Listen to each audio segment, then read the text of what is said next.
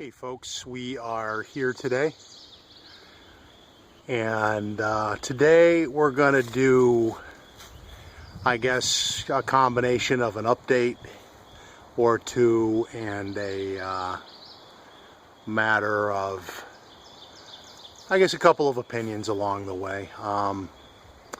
But let's get started. So first and foremost, I was planning a trip next week to the Whitehall area of New York with maybe a jump over the border into the Rutland, Vermont area. But I had also thrown it out to some other folks that were going to come along, and as luck would have it, and life happens, one person's having car trouble and some other folks have some things going on. So a week out, the Murphy's Law factor is rearing its head, and it's looking like that might not be the case. So that leaves me with the dilemma of either going on my own or maybe changing my plans a little bit and heading into my Vermont area in order to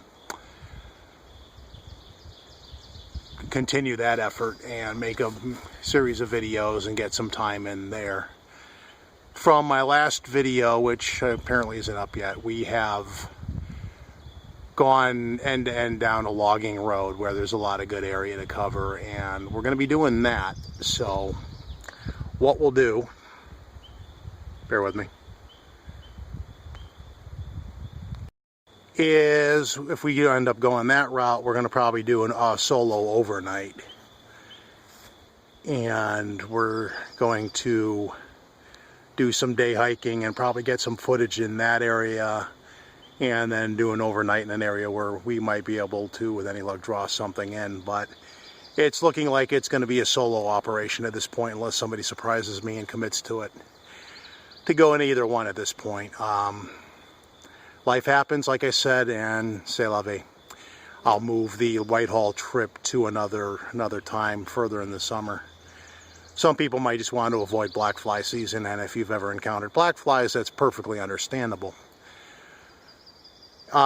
Just a couple of thoughts on that related to that. The size of a group when conducting an operation of research, I would myself argue in favor of a smaller group of 3 people or less, in favor of 4 or more, mainly just because you're not as intrusive a presence on an area.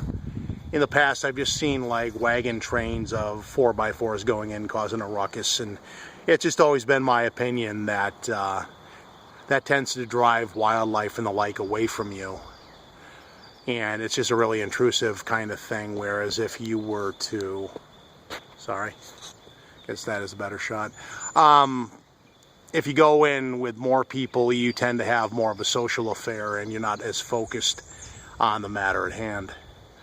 Just a thought on that. And as we come out of winter and move into summer, you know, get some slower times of the year where online you encounter a lot of bickering in the community. That's a lot of wasted energy, don't you think? I think that there's a lot of people out there that their motif seems to be to bring people or raise up their own standing in the community, but have to do it by tearing somebody else down. I've always thought it's just been a better alternative if you just basically concentrate on your own efforts and don't let other people sink or swim on their own. Because frankly, I mean, Lord knows I've criticized people enough in the past too, but they're still out there and they're still doing what they're doing, so it didn't really make a lot of difference in the end. Worry about your own stuff and let other people do too. It's not a competition in doing this, because you have to remember that most of the people in the mainstream world think that we're all nuts anyway. So how is that a competition? Never got that. That's going to be the lead into today's video, which is going to be a mix of in the field footage and just thoughts as they occur to me. Next week I'll be back up in either Whitehall or Vermont, somewhere in my other area. This is more of just an op-ed piece out in the woods. Hopefully you'll enjoy it, and thanks for listening to my channel and watching the channel, etc., etc. Have a great day, and the video continues in the next segment as video-worthy things occur. Thanks.